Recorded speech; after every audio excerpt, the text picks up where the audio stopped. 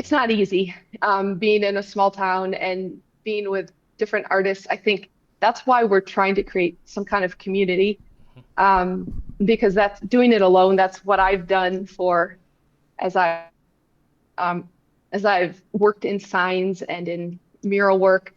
I've tried to do it alone or with one other person, and it's so isolating. It actually took me to depression. Mm. And so now I'm fighting my way. I recently in the last year, I fought my way out of that.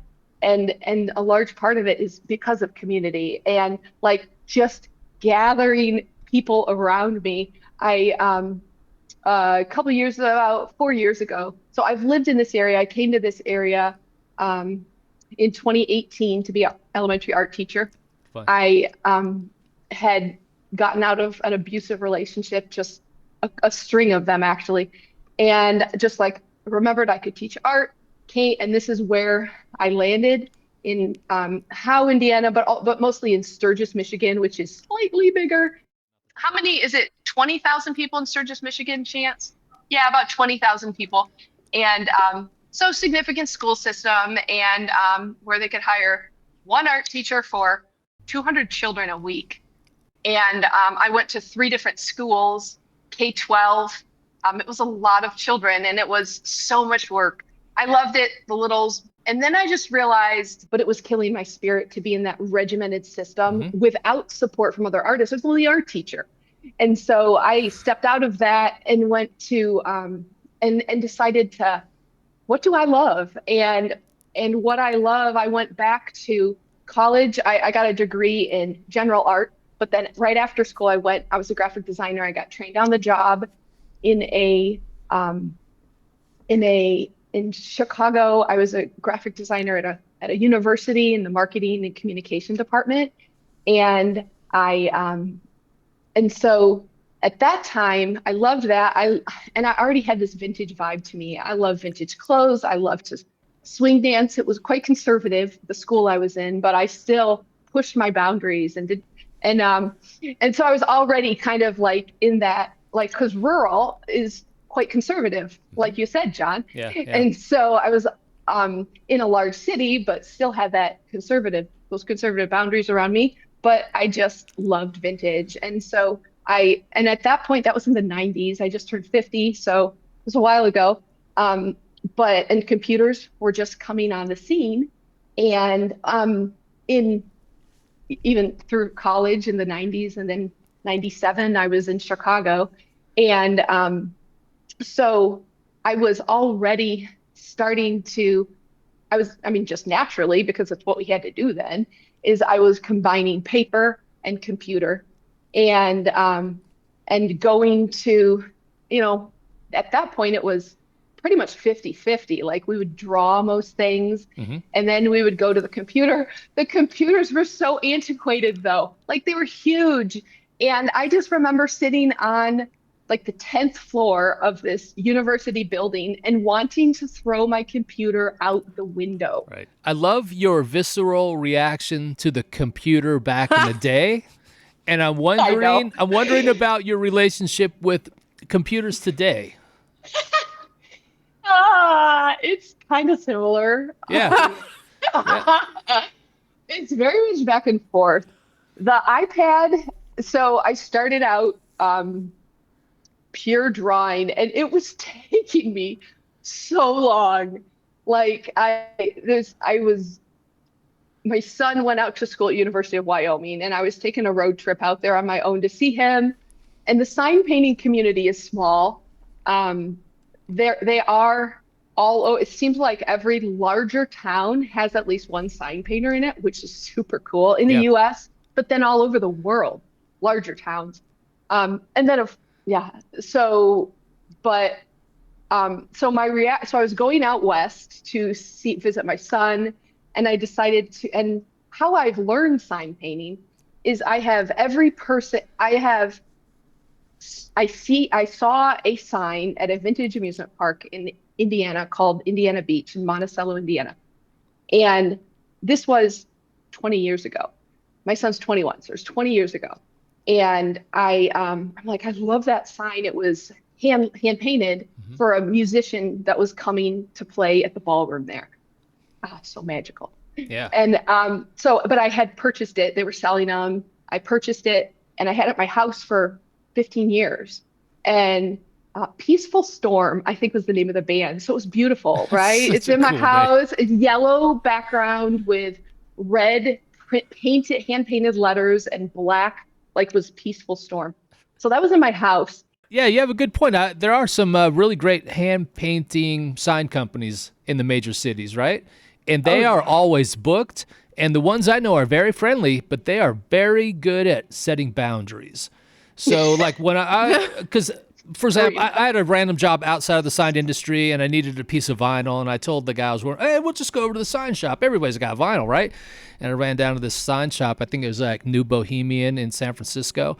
And, yeah, the guy, I look around like, oh, wow, look at all this work. Oh my God, you guys actually are artists here. Like not a sign shop, but like a Thank sign, you. like a sign artist. Like if you're a letterhead back in the day, all of those great old supermarket signs with the fat pens and all that. Man, that's not a Yeah. font. That is a very consistent artist making all of that stuff. Yes. The gold leafing on the windows, the ornate flourishes that are symmetrical and matched 20 feet away. I'm like, how do you do that? So, yeah, it's really amazing. So, anyway, yeah, I walked into one of these traditional sign painters in San Francisco, and he proudly held the line. It's like, oh, no vinyl. But polite, but and not Not dismissive, for but you. it's just like, no, this is not that kind of shop. And I was mind blown because this was the 2000s. And I'm like, well, not that kind of shop. What kind of shop is this? I felt like I'd Yeah. stepped back in maybe 100 years, not just 50 years, because the since I don't know, whenever this machine called the Gerber came out, maybe in the 70s or 80s, it started changing everything. It put the computer directly in connection with the machine that started cutting letters that you could transfer. Yes. So not only did everything become homogenized to these 8 fonts, but people stopped painting. Not everyone, of course, Mhm. but No. generally we've lost that skill. Like Indian wind talkers. Well, we've also lost legitimate sign painters and letterheads. So I really Yeah. appreciate that you're keeping it alive. And it takes a special Mm. person because, like you mentioned, you're into this nostalgia. And by your effect, you look like a greaser, look like you'd go to the sock hop and got that kind of punk rock Thank you. vibe. You got tattoos too? No, Okay. Sorry, I I didn't mean to get don't. too personal, I but love actually yeah, yeah. I love tattoos. Sailor Jerry is my biggest inspiration. So Yeah, I get traditional that. tattoo artists, the Totally. swallows, and yeah, absolutely, yeah. Yeah, so if So you've John, I'm so glad that you have this history because I was feeling like that weight was on my shoulders of the history of sign painting, and so now I can just relax. Thank you. oh Sorry to no, I interrupt. guarantee a lot of people that listen to this show are like 60-year-old white dudes who pine for the old days. Well, they're still around. Maybe in bad ways, but often in Well, good ways, like sign painting and true. just that kind of stuff. So I really appreciate the artistry because again, like we get like in the modern sign shop, especially now, we get a lot of customers bringing us AI art. Let's call Yes. it. I'm pretty wide with what I'll allow as Canva, art. Yeah, and Canva designs. Canva templates. Like I'm Yeah. like, ooh, looks like Canva worked to me, and I'm really torn in this whole thing. Like, do I allow garbage signage to be put up in the environment, or do I make this customer happy who's about to pay me money? And I'm Yes. I'm torn with that. How do you decide? What kind of projects to take on, or are you in the artist mode where like, well, I'm a starving artist, I'll take whatever as long as it's pays fairly, or are you able to pick and choose and select projects based on the content of what's about to be construed up there? Yeah. So it's ever evolving for me. Yeah. And then I have the layer of a small town as well, which is because I have to educate Mhm. a lot of people in why this is even important. I even I had to educate over and over again a client on what a logo was one time, and they're like, "Do you have that thing?" I'm like, "I sent you it." And so sometimes I have to really go back to the basics with design. But so as far as deciding who and how much to charge, so Wolfe Makes Art on Facebook, in Instagram is my company, Mhm. and I start my first mural. I do mural and signs and storefronts. Love downtown development, but I started with a mural in Sturgis, Michigan, um, when I was still a teacher. And but my murals are uh, very type heavy, which is actually hits a lot is hits is I run into a lot of problems Hmm. because oftentimes with murals, Mm-hmm. you can do a mural as long as there's not advertising on it. Mm, yeah. And I'm still trying to put my head around that. Like you see murals of flowers and nature and birds and but my son was out in Wyoming. I was trying to get work out there. There's Mm-hmm. this gorgeous town, and I'm like, oh my gosh, there's so much cowboy potential in this town. And then I really pushed into a business in the downtown, and I it was a laundromat. And it was a 50s style building, mid-century modern, with large overhangs and glass windows. It started out um, as a car dealer. Oh, so gorgeous. And they didn't realize it. So it was education, education. Then they realized it, and I was talking with the city, and uh, and I ran into, and I learned some great lessons there. Mm-hmm. One of them was at the end of it, we talked to city code. Well, you should talk to city code first.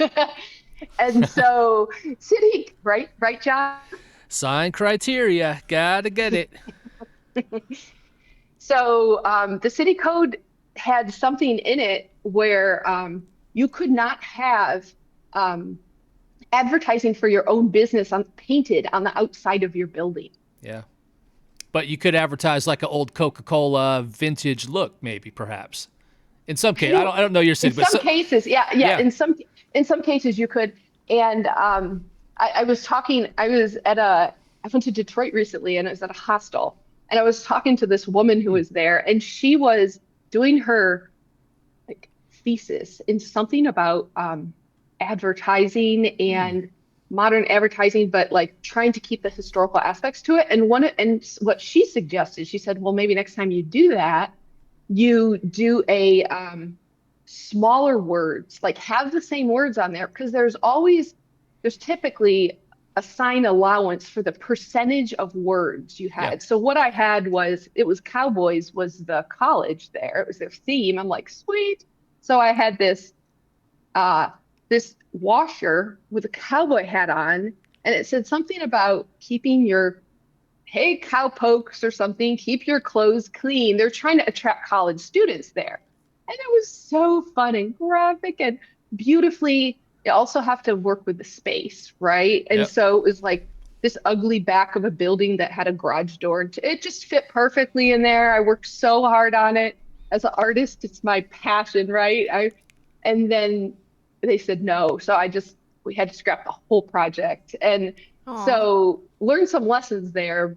Yeah, so that was one journey to learn to blend as beautifully as possible honor the history of a building, of a place, with using visuals, using type, using some imagery to really help develop and bring a town alive. Um, and so more often than not, it works out beautifully if you get the steps in the right order. Yeah, that's true. Originally, I got into signs because I dislike signage, right? I dislike ugly signs. Yes. I wish if you're not going to put a beautiful sign there, I would rather there be nothing there. I'll Hmm. accept stop signs and very few others. But beyond that, you should make it nice or don't make a sign at all. So I was really offended when I was younger, maybe because I had OCD or something like that. I mean, I did, and I'm just not trying to diminish. I'm just wondering why, but I used to be Yeah. really offended by clutter. Oh my God, all these ugly signs, so many.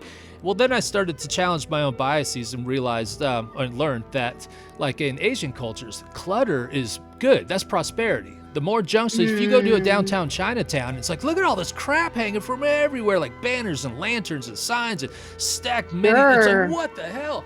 That's prosperity in their cultures. I'm like, Yeah. oh, I just need to back off. But it's kind of hard to explain that kind of clutter is prosperity to old Bob Jones, who is both the city clerk and the mayor and is the pastor at the church, and he likes old downtown the way it is. I don't Yes. want to change any of this, except I've maybe lived here the Right. whole time. Yeah, so getting them to understand it, but there's the other end, the knee-jerk reaction in modern suburbia where it's just pure minimalist. Every store has the same sign. It is 1 foot by 8 feet, white background. You could have black Helvetica, and it must be 4 inches tall. I don't care how many words are in your name.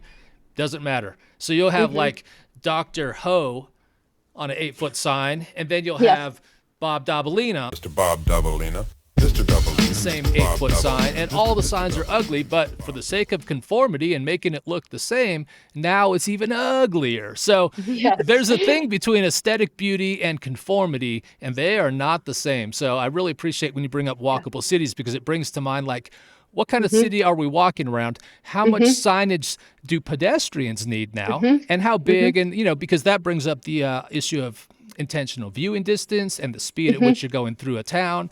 So if Yeah. you're a McDonald's on the side of a turnpike, well, yeah, you need a huge Yeah. sign up on a pole 200 feet in the air so people From the can start clouds. thinking 2 minutes down the road if they need to get off.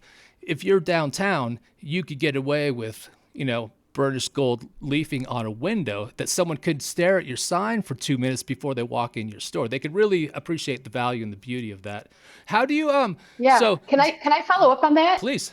Yeah. So I'm thinking of Saugatuck in Douglas, Michigan. Every storefront has a hanging sign, a perpendicular sign that hangs on a rod, or it could be a still sign. Yeah. But so they've a little overdone it, and I'm like, they must have had this in their city code, but they actually have a hanging and a flat sign. Like, wow, and they're gorgeous. I love that. They're not all hand painted, but they're all very aesthetically beautiful. Yep. And the other thing they have is trees. Like Oh. it's not like all these cut down, like they've intentionally planted trees and have a smaller, but so the hanging sign, like so my dream, at this point, I've done a large variety of things, but I really am trying to focus more on downtown development storefronts. And the hanging sign, not only, and so downtown development will mean vintage, about 1900, late 1800 buildings, right? Yep. Couples, 1 or 2 stories. And then to have at least one hanging sign so you could see it as you're walking there. And so the hanging sign also helps with the historical feel of the town, Right.